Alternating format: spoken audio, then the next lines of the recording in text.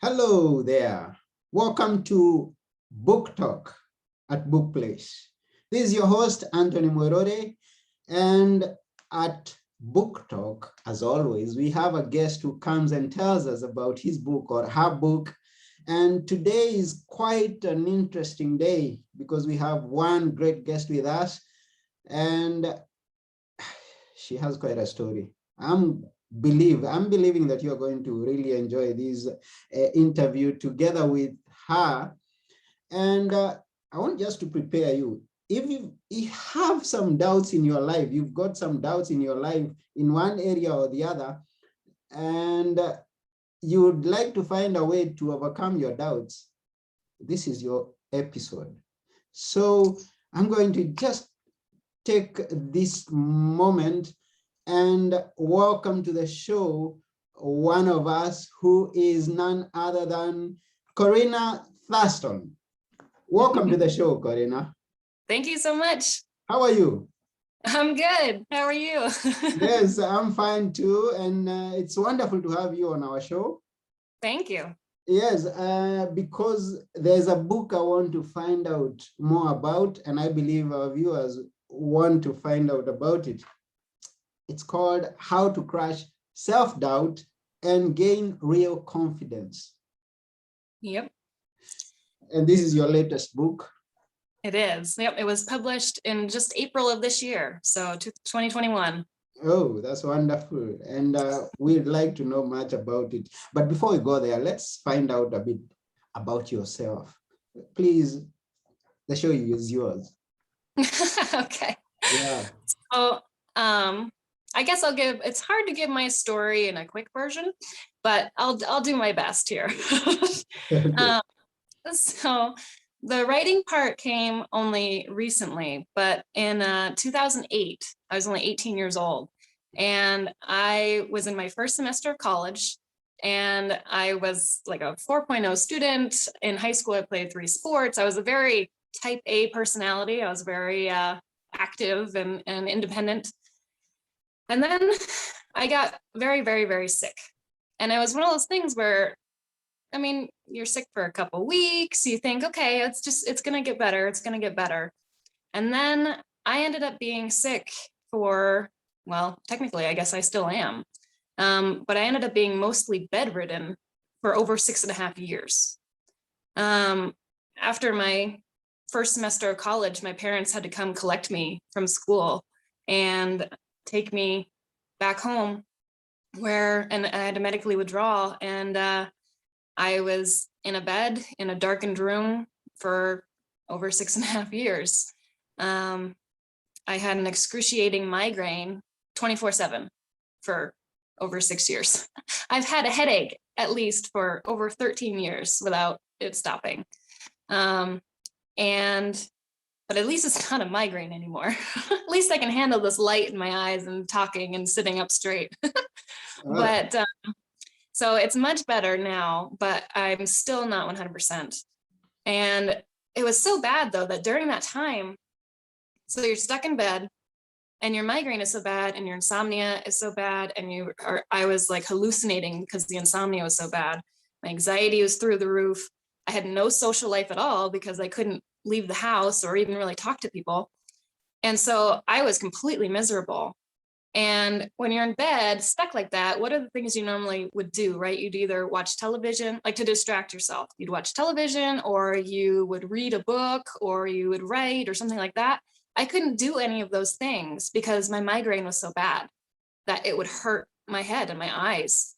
And so I couldn't have that sort of stimulation. So I was searching for anything possible to help distract me from that just miserable time and the pain that I was in. And somehow I turned to drawing.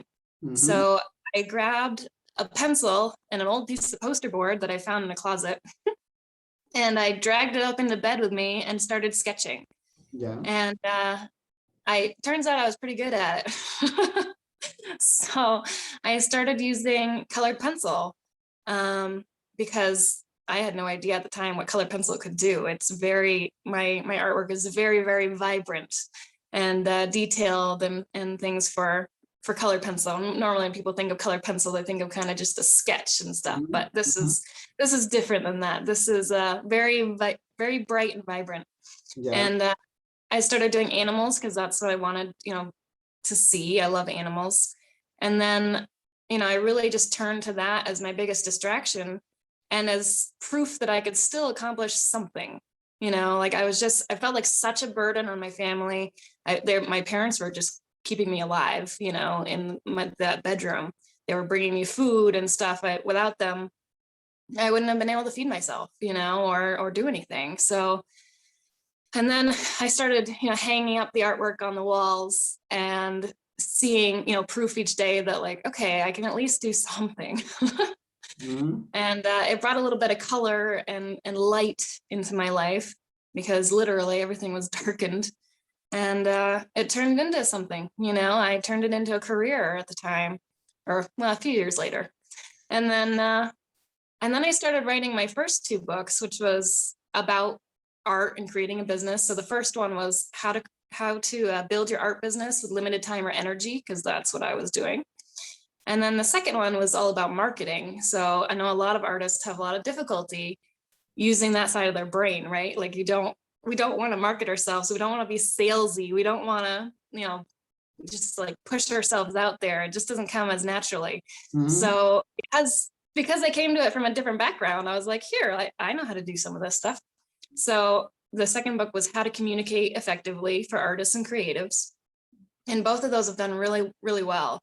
And then this most recent book is a little different. It's it's a much broader audience, and it's based on, so it's how to crush self-doubt. And it's based on just my experience going from being bedridden, right? So I was like taken out of society for 6.5 years. And then and then it wasn't like I was healthy, I was just a little bit healthier. So I started kind of crawling my way back into society. Yeah. And it was very slow and it was agonizing. And my anxiety was just through the roof. I mean, it was awful. Anybody, a lot of us have been in quarantine some in the last 1.5 years with COVID. And like, have you noticed that the anxiety levels have risen, and it's just yeah, and it's so difficult, and you don't realize how much that social stimulation and stuff helps you. So imagine that for, even more than that, social distancing for over 6.5 years, and feeling like everything that you were doing before, the schoolwork, the sports, all of it. I was going to school for biology and, anthropology, and none of that was there anymore. Everything was stripped away. So I was like, who am I? Like, what is left? Like, how do I, instead I'm just like this burden on my family, and I felt super guilty for being sick, even though it wasn't my fault, right? And it's very hard on the people around you. And it's one of those things that just, I could, even though none of it was by choice, you just feel a massive amount of guilt. And all of these things led to severe self-doubt when I started trying to go back into the world, and it got so bad that like I was having panic attacks just trying to go to the grocery store. I couldn't, just because I was going to have to do the checkout person. Could care less that I was going to be there, but the anxiety was so bad. Anxiety is just such a weird creature. It's sure it is. The things that trigger it are just, if you've never had anxiety, it's just so hard to describe, because here I am, this like strong, independent person, and I couldn't even go to the grocery store. Like that's what doesn't make any sense, like. Yeah, and this is quite a story. It's quite a big story, and it's traumatizing to just think that of all the things that you've described, I am always very anxious, very angry, very whatever you may call it. If I have a headache for 1 hour, now you're telling us that you have for 6 years, you are in this pain, you can't help it yourself, and your parents can't go into you and just fix the pain that you're feeling, and you made it through. I did, yeah. And it's still a struggle. And I still have other issues too that keep popping up because my body is so out of balance. Mm-hmm. I recently, I have a toddler now, so I was pregnant and gave birth. And then postpartum, my hormones and everything were all over the place. Like it was very, a lot of that anxiety and other stuff came back strong. Yeah. And I had to go through it all kind of again, and get things settled and try to use all these techniques in this book to really settle things down and help myself again. Because sometimes it's very physical things that are causing it. For example, one of my problems that we discovered was that my adrenal glands that make, the cortisol and adrenaline, they were Mm-hmm. pushing out the fight or flight hormone all the time. So Yeah. it's supposed to be, in the morning it's higher and then it kind of goes down. And then at nighttime, you don't have any, because you're sleeping. You want to be able to be calm and sleep. And mine was just like this the whole time. And Yeah. we discovered that it's just pushing it out, this fight or flight hormone all the time. And no wonder I couldn't sleep, my body wasn't allowing me to. And I had to shake, and I was just so anxious. And it's, part of it was that. And so that's just bodily things that you can discover over time, but it's hard to work against those things and figure out how to be better. And if I may ask, what's the name of the disease that you're suffering from? So I have multiple. um, so it ended up, I was diagnosed in 2014 and I've been on long-term treatment since then. So I have chronic Lyme disease Mm-hmm. and likely from a tick. I have chronic Bartonella, which is another tick-borne illness. I Mm-hmm. had 2 types of pneumonia that came with that, but I think those are gone. And then I have Hashimoto's thyroiditis. So my immune system is attacking my own thyroid, Oh. which can cause, eventually my thyroid will die. And once you figure that out, you can go to a certain level of hormone that they can give you, thyroid hormone, but without it, you are lethargic and just very fatigued. And, there's a lot of different things that, kind of like brain fog and things like that. And all 3 of those, cause those things. So the brain fog, the migraines, the headaches, the fatigue, the body pain, like joints and stuff, almost like arthritis, and, digestive issues and all sorts of stuff. The whole body just sort of reacted very poorly. But I was undiagnosed for over 6.5 years. So the Lyme disease, the Bartonella, it all just infiltrated every part of my system.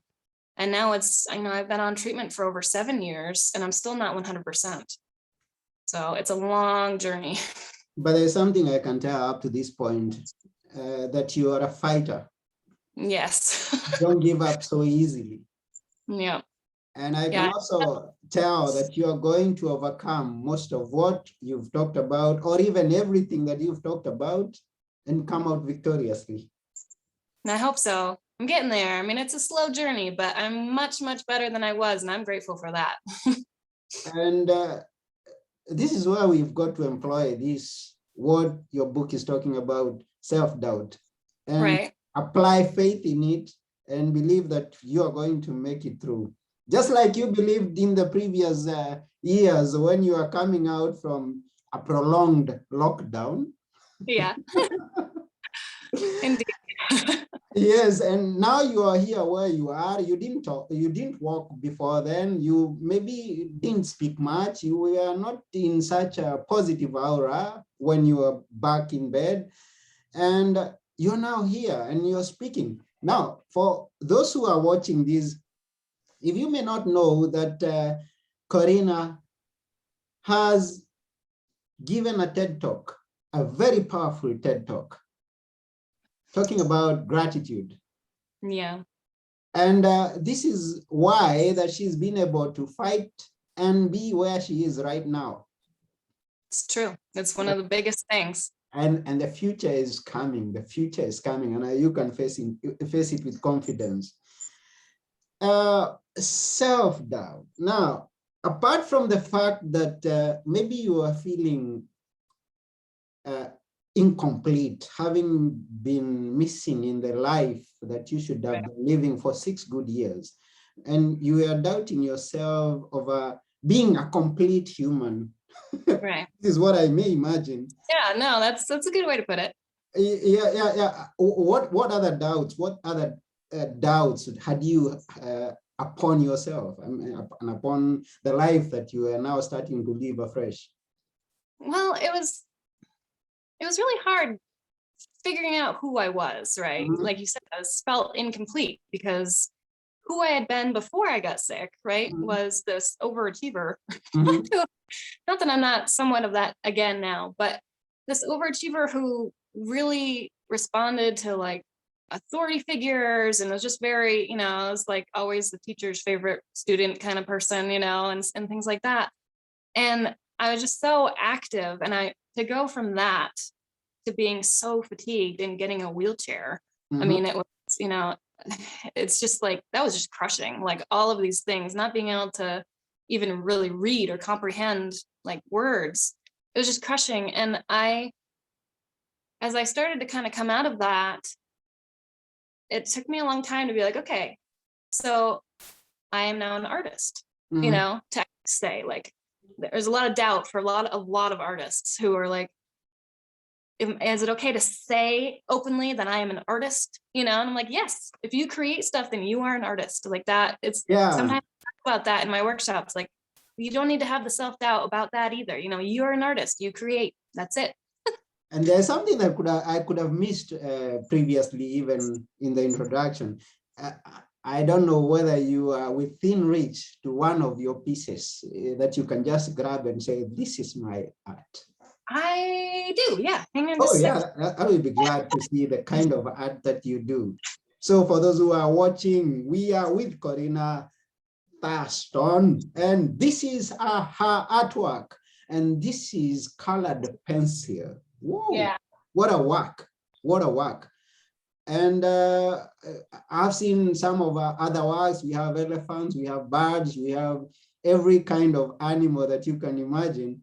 And and this is what I want to imagine from your story. I want to believe that all this is self-taught, because this, from the experiences that you had, you grabbed a pen, a pencil when you're from your bed and just sketching on paper, and this is what you end up with. Yeah, and the artwork, for the time that I was bedridden, the artwork was the silver lining of everything. Mm-hmm. It was the change. It was about 2 years in. So 2010 is when I started drawing. Mm-hmm. After I got sick in 2008. And it was around 2010 when I'd sort of given up hope on, okay, I'll go back to college next year. Yeah. Okay, I'll go back to college. You keep thinking you're going to get healthy, right? Who doesn't get healthier within 2 years, So it's like, and then you start, year after year, you start to kind of lose hope for that. Mm-hmm. And so that's when I really was searching for anything that would help me emotionally, mentally, physically, anything. Mm-hmm. And when I turned to the artwork and saw that I was good at it, and I enjoyed it, and I could do it from my bed. That was a big thing. Mm-hmm. I couldn't do paints or pastels or anything that was really messy or needed like cleaning up afterwards, because I didn't have that kind of energy. Yeah. So that's why I turned to colored pencil. Mm-hmm. Seen someone do something with colored pencil before, and it was like, extraordinarily bright and vibrant. And I was like, can it really do that? Because you just don't think, but once you get enough layers down, it can. So it's time consuming. But I had plenty of time, so that's what I worked on. And it was from that moment that I started getting, even though I physically was not any better, I would say I even got a little worse after that. Mm-hmm. I emotionally was getting a little bit better. Okay. And it was because I had something to focus on, right? Mm-hmm. Something to make me feel like I was worth something, Yeah. And it started with that. And then, with the gratitude a little bit later, it was kind of funny, because at first I was really skeptical. Mm-hmm. It's like, here I'm like horribly ill, in excruciating pain every day. I'm like suicidal, right? Because it's just so miserable, and I don't see a light at the end of the tunnel because I was undiagnosed. Yeah. And then to hear someone say that, gratitude is like one of the keys to happiness, because I was looking for anything. And I was like, so you're like, if you're just more grateful, you'll be happier. And I'm like, okay, like, given my circumstances, is this really like accurate? This doesn't seem right. Seem like that would be, I was like, what do I have to be grateful for? Like, here I am, like, what do I have? But the thought just sort of lingered, right? It was one of those things that just sort of lingered in my mind as I'm laying there, counting the ceiling tiles a number of times. And I just kept thinking about it, and I was like, well, I guess I'm grateful for this bed that I'm lying in, and I'm grateful for the cats that are coming to visit me, my parents' cats, and I'm grateful for my parents keeping me alive. I'm grateful for the food they bring me, because I wouldn't have that. I started going through, and I was like, I'm grateful for, indoor plumbing because, I wouldn't want to be walking outside to an outhouse right now in my condition in Vermont, which is like winter 7 months of the year. It's all these different things where it's like, yeah, I guess I do have things to be grateful for, even if they're like little things that we usually take for granted, and those are the big things sometimes. And every day I started thinking about, okay, what do I have to be grateful for? And lots of times it was just the same things over and over again, and then I got a little more, like, I'm grateful that I had the energy to do a little bit of this drawing today. And I was grateful that I actually was able to go sit outside for a few minutes if it was a nice day, things like that. And it just started adding up. And I could feel over time my mental health just start to get better. And I think that was a really big part of that. So. And when you talk about being grateful of the small things, I went to your website, and when I looked at it, I saw that you call your studios Cat Studios. Yes, I imagine that it has something to do with your name, which is Corrina, which is C, and Thurston, which is, Corrina C, and Thurston, which is T. What is the A? And what does it have to do with the cats that were coming to visit you during your downtime? Well, people don't usually ask this question. No, but so the A is a middle initial, but I wanted the middle initial to be A because I love cats. Cats are kind of my thing. There's one right now at the door looking at me wanting to come in. So for my business name, I turned into Corrina A. Thurston Studios. And so the A is for artist or author, or, all of these things that I was kind of interested in and wanted to do at the time. All started with A. So I said, okay, I'll make the middle initial A, and it'll be Cat Studios. And then my logo will be a cat that I designed, And I did studios instead of art, because at the time I hadn't written anything, right? I hadn't spoken I was definitely not planning to be a speaker. I'm one of those people that, like, in high school, when I had to give a book report, I literally broke out in hives. I was like allergic to giving speeches. I broke out in hives, and they would crawl like up my neck. Like, you could see the blotchiness coming. And people on their review sheets were like, she got really red and blotchy. It's like, so my anxiety was so bad. But that's the thing, is that, like, I went from that, right, to giving a TED talk. So, and that's what it is about this book, right? It's like, that's what's in there. Now we need to see it better, please. Might be backwards. How to crush self-doubt and gain real confidence. This is the book we are talking about, for those of you who are joining us right now, and it's by Corrina Thurston. And let me ask you one question at this point, Corrina, which we might have skipped by. What is your current age? My age? I am 31. 31. Yep. So I want to imagine this. At 18, Corrina gets bedridden, and at 31, Corrina is an artist. Not only an artist, she's a speaker, and not only a speaker, she's an author, and not only an author, she's a mother, and not only a mother, a husband, a wife to a husband who is phenomenal, who's I mean, before this talk, we talked about it, and I want to imagine that you have quite a phenomenal husband who is doing great and mighty things. So it's not everybody from 18 to 31 with the kind of challenges you're talking about who achieves quite as much as you've achieved at this point. I appreciate that. Yes. So when you tell us about crushing self-doubt, we'll listen more. Let's go on. I've lived it, that's for sure. Yeah. And you've overcome it. Yeah. And it's a daily struggle sometimes too. If I haven't slept well or something like that, and my anxiety starts coming on, yeah, I still have to use these techniques to help myself out. And they're so simple and quick that it's fantastic. I mean, for example, one of them is to simply strike what's called a power pose. Wait a minute. We are starting to write things down. And these are the techniques. Okay, So one. One thing I always recommend is to simply strike what's called a power pose. So if you just stand and it's like Superman, you stand sort of with your hands on your hips. That's the simplest one. Yeah. Anything that kind of keeps your chest sort of open, your head up, and your back straight. Okay. If you do that just for a couple minutes, it actually helps your cortisol levels go down and your testosterone levels go up. Yeah. So it means that you are calmer and yet more confident. Like it's a perfect mix, right? If you're going to be giving an interview or going for a job interview or asking for a promotion or something where you need that confidence, just like if you don't want to be seen in like doing it, you can go into the bathroom stall or something and just stand there for a couple minutes. Yeah. But just do it for a couple minutes, and it can really. And then while you're doing that, if you want to actually up the ante of that a little bit, positive affirmations can be really helpful. So things that you're just get right straight.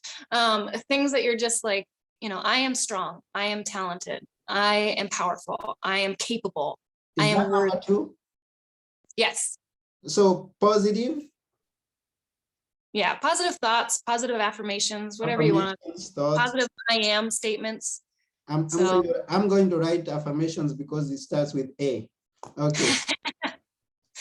Yeah, and you can do both of those things at the same time, which is fantastic. And it only takes a couple minutes, And if you did that every morning, just that, then your confidence level is going to increase and you're going to feel better about yourself. And it only takes 2 minutes, And number 3, I would say is, which you can also do while being in a power pose, is the gratitudes, right? That we just talked about. Doing the I'm grateful for this house. I'm grateful, I'm grateful that my husband made dinner last night so that I didn't have to, like anything. And especially the trick about this one, I think too, is you can do big ones like, I'm grateful for my son and I'm grateful for my family and things that you would always be grateful for. And you can also do things within the last 24 hours. Okay. Then you're training your brain, maybe retraining your brain to search out and focus on the positive things that have happened every single day. That way, our brain sort of, especially when we're dealing with anxiety or depression or things like that, that lots of times coincide with self-doubt. I talk a lot about those 2 things in the book. You're focusing on the negative, right? You're kind of dwelling on something that's negative or that you think is negative. Whether, it could even be, how you look in a shirt or something, like you're focusing on the negative things. Yeah. But if you do these gratitudes every day and you sort of pluck out some of these even tiny little like positive things, the more you can do that, the more you're training your brain to search for the positive things and sort of block out the negative things. And that can have a huge effect, especially over time, if you keep doing it. So a lot of people write it down in a journal. They'll have a gratitude journal, or you just think about it when you're, walking or driving or getting ready for bed or, whatever you want to do, whatever your best practice is. And it's just like, it's surprisingly powerful. It's surprisingly effective. Yeah, I understand that. And even to come up to where you are, beginning from where we began, someone who said that positive thoughts affect your action. I mean, thoughts in general affect your actions, and therefore positive actions, thoughts is going to produce some positive actions. And this is where I'm driving at. It's not only that thoughts affect actions, but also actions affect the thoughts that you think. So when you started with a positive pose, it's going to affect the way that you're thinking about yourself. And definitely when the two are correlating together, your pose and your thoughts, then you are going to find gratitude an easy thing. I mean, when you're thinking positive, your body is in a positive set. Right. Yeah, this is what I want. Do that. And I think, again, the more you do it, the easier it becomes, right? The more it becomes just this natural thing to do. And I think that's really where it starts to have a really phenomenal effect. Oh, yeah. So power pose, positive affirmation, gratitude. Can we have another one? Sure. Now that I'm physically capable, okay. I'll give a story for this one. So well, I love stories. So this one's about my TED Talk. So the way I landed the TED Talk was I was nominated, I guess, by a bunch of people in the community to be a TED speaker. And so they contacted me and they said, you know, you've had a lot of nominations, but we already have our lineup of people. We have one spot. And therefore, if you would like to try out against a bunch of other people, whoever wins this, you know, mini TED Talk competition will be one of our speakers. And I was like, okay, you know, I immediately accepted. It was in 5 days that they wanted me to do this like competition thing. And so I had to come up with my topic, write a speech, get the speech down to only 3 minutes for this competition thing, and then memorize it all in 5 days, and then go give the speech and be a part of this thing. And it was at a place that I had never been before. Which is a trigger for my anxiety. It was, I didn't know how many other people I was, you know, being put with or against, or I don't know how big the crowd was going to be. I didn't know any of it, you know. And so I came the closest that I was to a panic attack in a long time. I was like extremely nervous. And so I did what one of my favorite things is when I'm capable. I went for a walk, and I went outside, and even though it wasn't particularly nice outside, and I just went for a walk and tried to focus my thoughts and get some of that, what I call bad energy out, you know, and it just helps so much. So that's one of my things is if you're capable, go for a walk, because it'll release toxins. It'll help clear your brain. It'll get out some of that bad energy, right? And it releases endorphins. So for me, it's like the 15-minute mark that I can feel like my body's chemistry actually changing. So a good 15-20 minutes of straight walking without stopping is really good for me. I usually go for like a half hour or something. And that way you really get those endorphins going. And once I get back from the walk, I'm ready to go, you know. And I got down and I started writing my thing, and you know, that's why I go for, if I'm feeling well enough that day, I go for a walk anytime I'm feeling a creative block, right? Or like just need some time to think, or I'm just feeling sort of like I'm dragging some, you know, and it just helps so much. I highly suggest walking. And if you can't walk, then even just stretching, even just whatever you can do to get, you know, like the blood flowing through your muscles instead of being stagnant, right? That's extremely helpful. I think we hold a lot of anxiety and tension in our muscles, and the more that you can kind of move them and get that, you know, blood flowing, the better off your body is as a whole, getting that energy kind of moving through your whole body, cleansing sort of. And then I went, you know, and I did the the presentation, Yeah. and I was a nervous wreck, but I made it through. And they left it up to the audience to choose, who they thought was the best speaker. And they said that I was overwhelmingly the #1 choice of the audience. So that was really amazing. And then I had 3 or 4 months to work with them to create my actual TED Talk and do that. So That's and right. the other thing I did for that was just practice. I don't think I've ever practiced something so much in my entire life. But I knew my anxiety was gonna be so bad that day. Yeah. I mean, you're up on stage giving a TED Talk, and you have to memorize it. So it's not like you can sort of go off the cuff like this. It was intimidating. And I knew I really wanted to do a good job, and I knew I really wanted to send this message out to the world, right? And so I just practiced while I was driving, while I was getting ready for bed.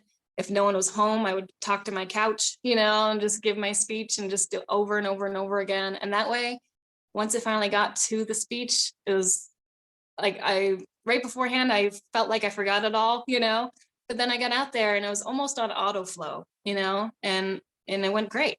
So practice is, we'll say practice is number 5. I don't like the idea of practice makes perfect, because I really don't like the idea of perfect, especially when we talk about self-doubt and self-esteem and stuff. Like, don't strive for perfect. That's a terrible idea.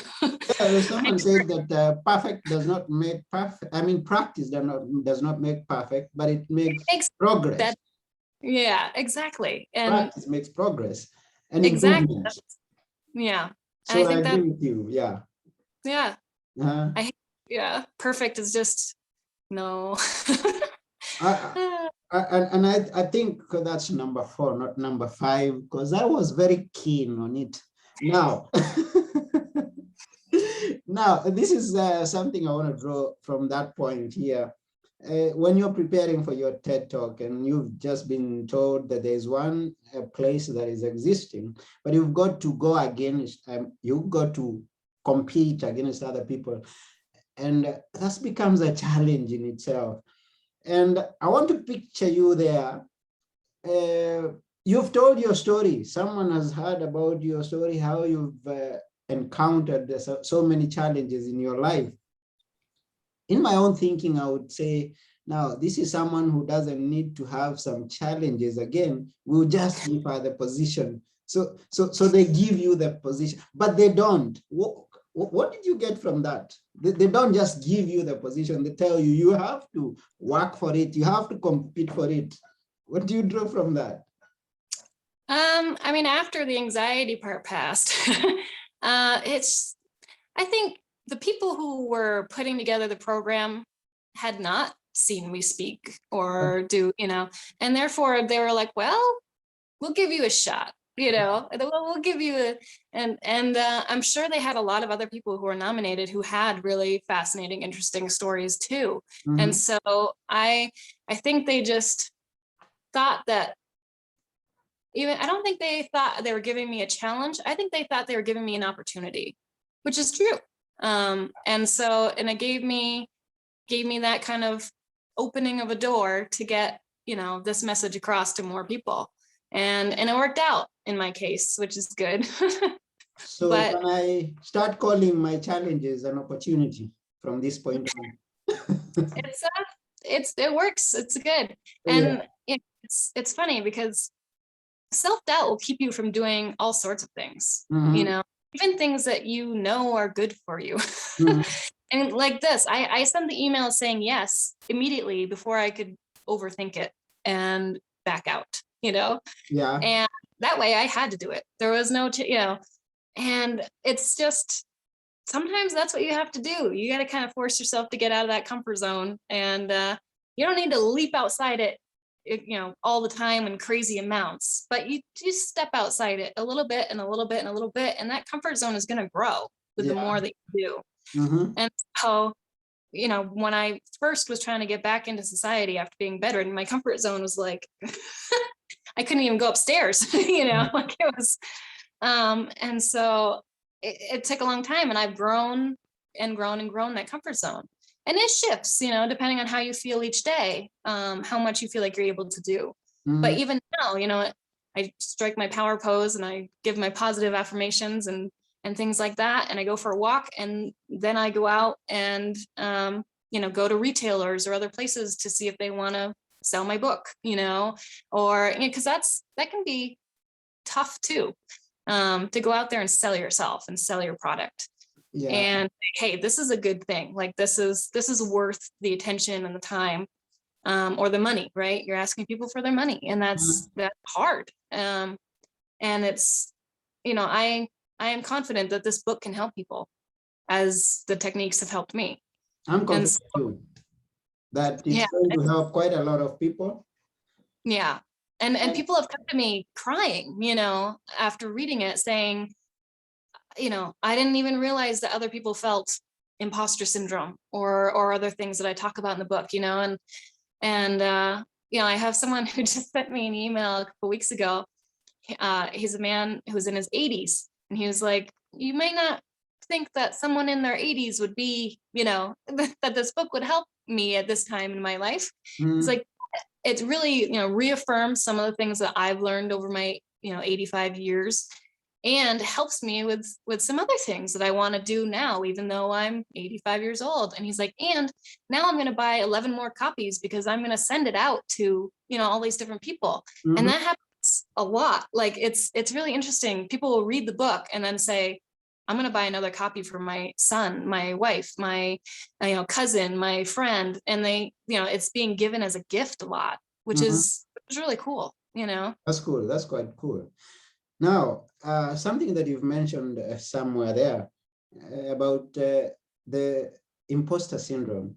And we want to take you the way we are seeing you, as a successful artist, a successful author, a successful parent and spouse. And yes, because we are seeing a published book, we are seeing a framed artwork. We have not seen your child, and we have not seen the cat that is hiding there behind. But this is what I want to approach. At that age, with those accomplishments, and you're going out there presenting your book, selling your artwork, what are the times that you have encountered the imposter syndrome? Oh, imposter syndrome is tricky because a lot of people who are very successful and in leadership roles still have imposter syndrome. So one good example, I've got many, but one good example. Yeah. So I was nominated and won an award in 2018. So it was a statewide award. It was the top 40 people under the age of 40 in Vermont. And so it was called the Rising Star Award. And so people in the community nominated me, and then a panel of judges went through all the nominations. They chose the top 40 people that they thought were making the biggest difference and stuff in the community. And so I was one of the people who won that award that year. And at first you're like, wow, you know, like that's amazing. And then I started seeing like the other people who had won the award, and the other people who had been nominated but did not win the award. And that I was like, are they sure? Like, is this correct? Is this right? Yeah. How did I get chosen for this? You know, I was the only artist. I was the only person with a chronic illness. I was the only entrepreneur. I was the only, you know, like it was all these things that left me in like this little group by myself, right? That just stuck out like a sore thumb. And I was like, at first, you're those negative thoughts that pop into your head. I don't know where they come from. And it's totally normal to get them all the time, right? They pop into your head, and that's going to happen. It's how you handle those negative thoughts that makes you, you know, happier or more confident or less confident or depressed and other things. And so I recognized those thoughts and, you know, kind of like, okay, no, someone nominated me, someone chose me, you know, they obviously thought I had something, and maybe I'm here to represent those types of people, those artists and the entrepreneurs and the people who are chronically ill. And, maybe that's why I'm here, is because there weren't many other people nominated who had those qualifications, but it's, it's my responsibility now to represent those people, and it's hard because I don't have a college degree because I had to medically withdraw. And when you say that to people, that, well, where'd you go to college? It's just so natural around here, at least, to just, and it's very challenging. I haven't been able to travel very much because I was chronically ill, and I haven't been able to do some of these things that a lot of people have done. But that doesn't mean that my story, my opinions, my perspective is any less valid, right? And that's the thing that you need to keep, reminding yourself when you feel this imposter syndrome. If you get a promotion that you think someone else maybe should have gotten, or you win an award, or you're invited to be some sort of group, that's happened to me. I was part of a change makers group, and I looked around and I was like, why am I here? This is, again, same thing, and then you start to be like, no, my perspective might be different, but it's absolutely just as valid, and I am representing the people who think like me, because there's no one else in this room who is like that, but that doesn't mean they're not out there, and it doesn't mean that my perspective shouldn't be taken into consideration, right? So to keep pushing that forward in your mind, and when those negative thoughts pop in, say, no, I'm not going to give that thought credit. I don't need to accept what that thought is saying. Instead, I'm going to say my positive affirmations that I am strong, and I am capable, and I am talented, and I am worthy of whatever it is that's happening. Oh, wonderful, wonderful, wonderful. Now, to you who is watching this video, now you've had it all. I mean, you're listening to someone who's come from such a challenging point of life, a lockdown. You complained about 1 year's lockdown. She's been through 6 years lockdown and come out and is shining and is achieving things, not one, but many, many things. And this is just a beginning of her life, a big life. Now, what about you? You're not even 85, like the example that she's just given us of that lady that is achieving things and is starting to see things in a different perspective. No, I believe you're not that age. So why doubt yourself? Why not just wake up today and say, I'm going to do it, and start doing it? But before that, go get Corrina's book and read everything. She's given us just a fraction of what that book contains. Because I've looked at the contents, and I can assure you that she's given us this fraction of what is contained in that book. So where can we get the book, Corrina? You can get it on my website, CorrinaThurston.com. Or you can get it on, Amazon, or I think my website right now only does United States shipping. So Amazon would be good for overseas. And lots of places like Target or Barnes Noble, things like that. So Google search how to crush self-doubt and gain real confidence. That's good. How to crush self-doubt and gain real confidence. That's wonderful. It's been quite a wonderful experience having you on our show. And I believe if someone wants your artwork, she or he can still get it on your website, CorrinaThurston.com. If someone wants to book you for a speech of an event that he or she is having, can do that still from CorrinaThurston.com. If someone wants some advice on how to hold and rear cats, she can or he can reach. Absolutely. How to have a family, to rear a child in having some challenges, little challenges, which you don't see right now. As I can tell, you don't see the challenges. You experience them, but you're looking ahead with a bright hope in you. And this is what we are wishing you. We are wishing you all great things ahead of you. We are wishing that you achieve by the age of 40. That's where they say life starts at. at 40, I want to hear more stories at that time. And I believe that we are going to have so many other stories from you. So it's been quite an honor. It's been quite a great experience having you on our show. But as always, before you go, I like our guests to leave us with a parting shot, something that you'd like us to remember you with. Go for it. Something you'd like to remember. Well, can I give a little thing from the book, sort of? Oh, sure, sure. I won't read it directly, but there's a thing in it where I like to talk about how if you have depression, or if you have self-doubt, or if you have anxiety, or even an addiction, or any sort of, if you're bipolar, if you have anything like that, we like to think of that as a part of us, right? I grew up with depression. I thought it was kind of a part of my personality. Mm-hmm. And it's not. Those things are more like leeches, that are attached to your back, and they're sucking the life out of you. But they're just there, and they're so chronic, and they're so, they just keep sucking just a little bit of life and a little bit of life, but you feel drained. And they're actually not a part of you, right? And so this book is about, what would it be like if you could get those off? What would it be like if you could get the self-doubt, the depression, who are you underneath all of that different baggage?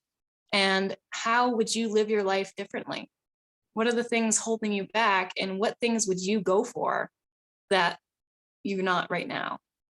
So go for it. Take some reflective time and see whom you could be and act on it.